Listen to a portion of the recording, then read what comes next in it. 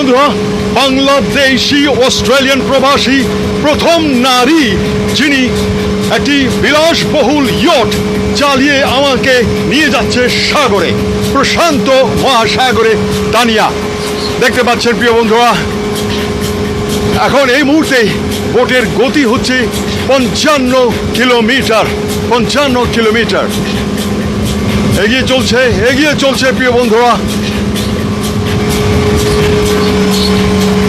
একটা sand dunes দেখবো, sand dunes, পুরো বালুর পাহাড়, মানে পাহাড়, আকাশ, পাহাড় একদম আকাশের উপরে উঠে গেছে, বালুর পাহাড়।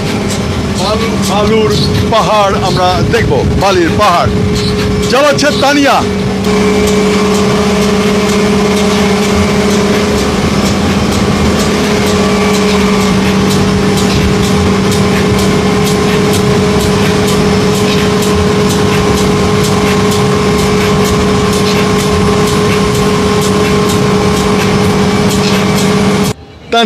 তানিয়া চালাচ্ছে, আর ক্যাপ্টেন যিনি ন্যাভিগেট করছেন শাকিল শেখ তিনি আছেন।